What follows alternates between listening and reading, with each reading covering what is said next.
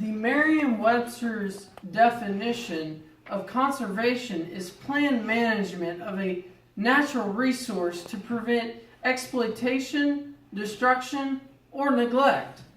We have been managing and can continue to manage, but we won't be able to continue without the modernization of the Pittman-Robertson Act.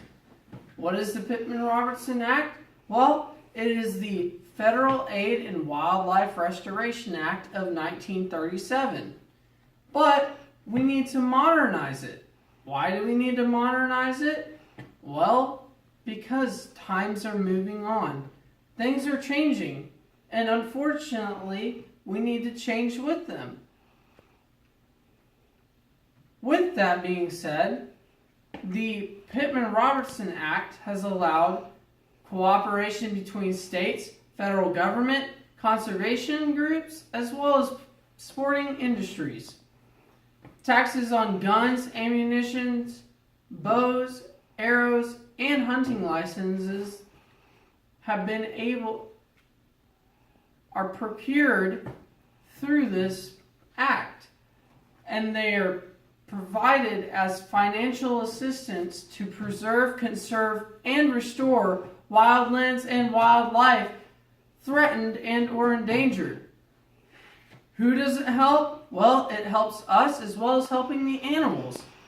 And it has helped them in the past as well as now. Animals can, unfortunately, in some cases, destroy their own habitat. We need to keep their ecosystems balanced. A great example of this is the reintroduction of wolves into Yellowstone, as well as hunter participation. The National Wild Turkey Federation stated in an article on June 17, 2017, that turkeys in 1937, in 1973, the population was 1.5 million. But now, today, it has been restored to an astounding number of 7 million.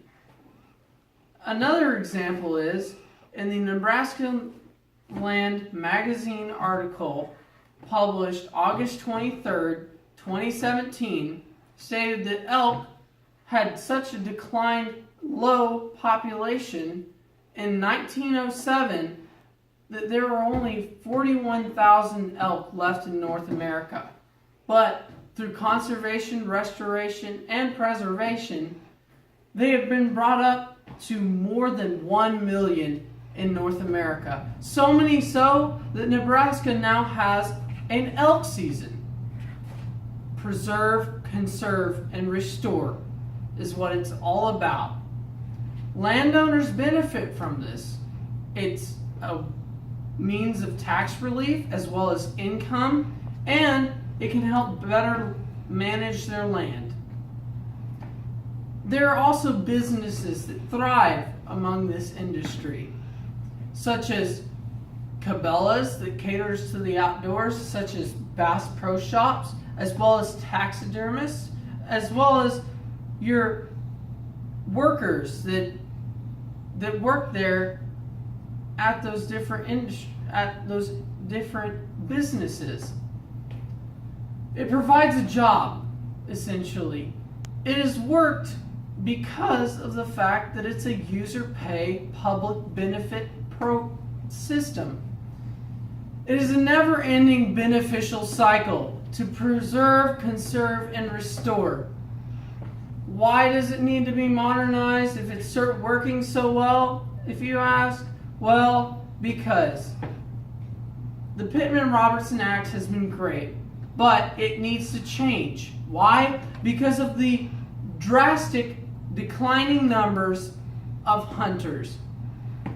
Just alone in the years 2011 to 2016, we have lost 2.2 million hunters, according to the National Survey of Hunting and Fishing and Wildlife Associated Recreation. Shooting sports are declining as well. Thus, the sales of guns and ammo are stooping low as well, which leads to less funds, which leads to less funds for preservation, conservation, and restoration of wildlands and wildlife. Time is at hand. We need to increase the numbers of participants in these. We need to increase the number of participants that we have. We need to broaden target. We need to have a broad target market. High school aged as well as college aged kids, young adults are a great group to target, as well as youth organizations. High school and college is such a great age group to target due to the fact that they have more funds as well as time on their hands. It is something that they can do together with their friends. It's an activity that they can enjoy. They can relax in being out in the outdoors. It's also the excitement and thrill that they get in the pursuit, as well as knowing where your food came from, and also the satisfaction of providing your own food. Youth organizations are another great group to target.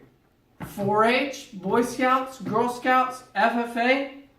The benefits for them would be that they earn badges as well as the education that they receive to properly handle and fire firearms, as well as hunt, fish, as well also other recreational aspects. It is an enjoyable experience with friends and family. It's something new that they can try. The benefits need to be promoted better.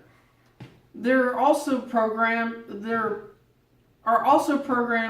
to mentor new hunters that could be created, as well as hands-on activities.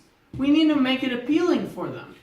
We need to think outside of the deer blind for not only developing new programs, but expand the ideas of who a hunter is.